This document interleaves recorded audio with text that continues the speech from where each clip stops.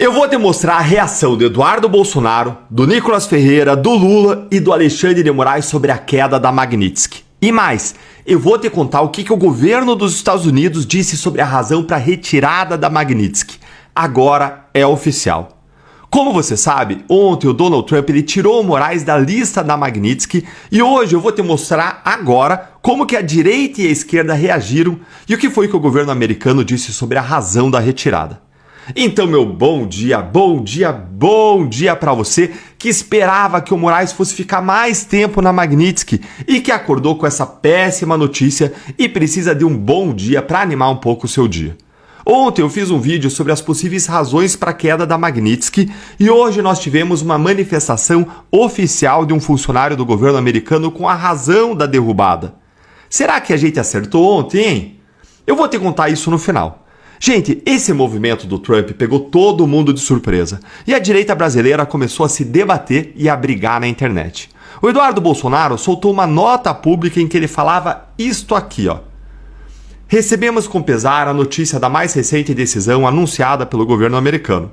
Somos gratos pelo apoio que o presidente Trump demonstrou ao longo dessa trajetória e pela atenção que ele dedicou à grave crise de liberdades que assola o Brasil.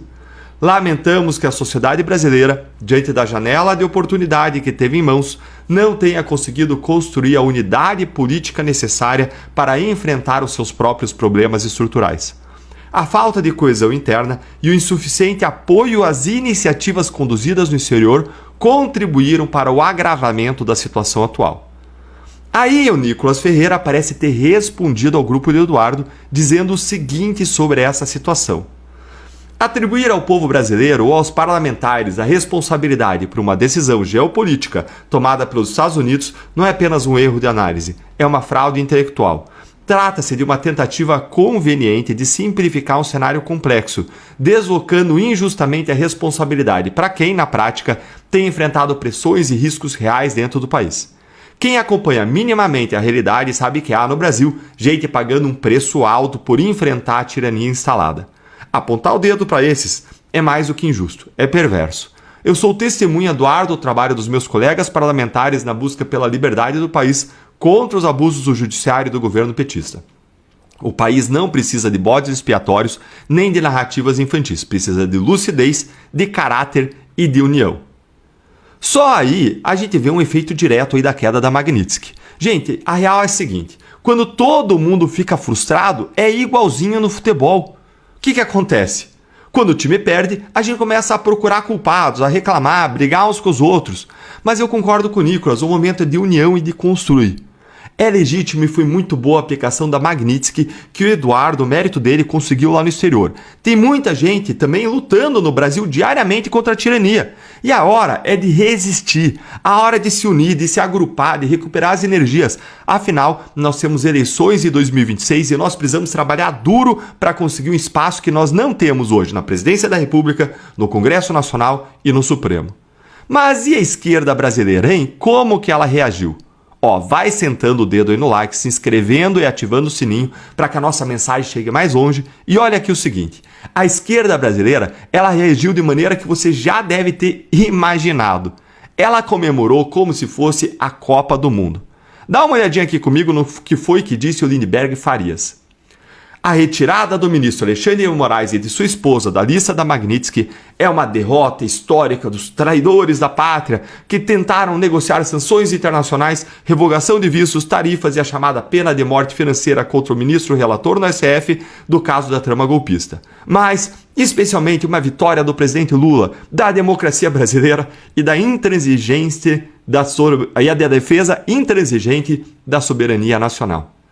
Mas não vamos parar no Lindenberg, não. Vamos dar uma olhadinha no que disse o próprio Lula. Olha aqui comigo, ó. A segunda boa notícia é que o Silvio Santos fazia 95 anos e o Alexandre de Moraes faz 35 amanhã. E o Trump deu de presente para ele o reconhecimento de que não era justo um presidente de um outro país punir um ministro da Suprema Corte Brasileira porque estava cumprindo com a Constituição brasileira. E na conversa que eu tive com o Trump a semana passada, Alexandre, ele perguntou, é bom para você? Eu falei, não é bom para mim, é bom para o Brasil e é bom para a democracia brasileira. Viram aí? O governo Lula está em festa, né, com essa situação e, claro, Lula puxou os louros para ele, capitalizou em cima e intensificou ainda mais a sua relação de lua de mel aí com o STF. O Alexandre de Moraes estava no mesmo evento com o Lula. E dá uma olhadinha aqui no que disse o próprio Alexandre de Moraes, qual foi a reação dele. Olha aqui comigo. E eu não poderia deixar de fazer um breve comentário agradecendo o empenho que teve em meu nome, em nome da minha esposa, agradecer o empenho do presidente Lula. Verdade essa é que venceu hoje, presidente. O presidente se recorda que verdade. Logo em julho, começo de agosto, quando o Supremo se reuniu na presidência para tratar dessas sanções contra o Poder Judiciário brasileiro, eu pedi ao presidente que não ingressasse com nenhuma ação, que não tomasse nenhuma medida contra isso, porque eu acreditava, como continuei acreditando, e hoje isso ficou muito claro, que a verdade, no momento que chegasse às autoridades norte-americanas, a verdade prevaleceria. Gente, que verdade é essa de que ele está falando? Ninguém sabe, na cabeça dele, ele imagina que esses processos dele estão todos corretos, então, e que o governo americano cometeu um equívoco, colocando ele na lista da Magnitsky. Nenhuma relação, né, com ele violando todos os direitos humanos possíveis e inimagináveis. Nenhuma relação com ele prendendo até morador de rua por golpe de Estado, por mais de um ano. E veja o alívio dele, vocês viram? Só aí dá para entender, gente, como que a Magnitsky ela realmente pesava sobre ele, sobre a esposa. Foi um sopro de justiça, a Magnitsky, num mar de iniquidade.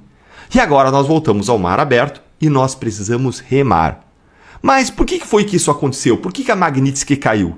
Se você não viu o meu vídeo de ontem, ele é imperdível. Depois você assiste lá e a gente analisou as possíveis razões. E é importante você ver porque ainda não está tudo 100% claro, mas nós tivemos agora uma nova informação oficial de dentro do governo Trump que revela a aparente motivação do Trump, pelo menos a justificativa oficial. Um funcionário do governo Trump, gente, deu a seguinte declaração ao Globo, a um funcionário do Globo, lá um repórter da TV Globo lá em Washington. Dá uma olhadinha aqui, ó. Hoje, o Escritório de Controle de Ativos Estrangeiros, ou FAC, do Departamento de Tesouro dos Estados Unidos, retirou o ministro Alexandre de Moraes e determinadas pessoas e entidades associadas a ele da lista de sanções. A manutenção dessas designações é inconsistente com os interesses da política externa dos Estados Unidos. Nesse sentido, os Estados Unidos veem a aprovação de importante projeto de lei de anistia pela Câmara dos Deputados do Brasil como um passo na direção certa, indicando que as condições de lawfare estão melhorando no país, diz a resposta em relação ao PL da dosimetria. A questão que fica é, essa é a razão declarada, mas será que é realmente a verdade? Porque a gente sabe que o PL da dosimetria melhorou pouco a situação dos réus 8 de janeiro, embora seja importante a melhora, e melhorou quase nada do Bolsonaro. Será que logo não vem uma nova revelação? Por exemplo, será que o Lula não conseguiu uma saída para o Maduro, para ele deixar a Venezuela? Vamos acompanhar e me conta aí o que você acha nos comentários. E ânimo, porque se frustrar é inevitável, mas desistir é uma escolha. Muita gente sempre me pediu para não desistir, e agora eu devolvo para vocês. Não desista do Brasil. Lutar pelo nosso país é lutar pelos nossos filhos, pelas nossas famílias, por quem nós mais amamos na face da terra e nós jamais desistiremos deles. Um grande abraço e até o próximo vídeo.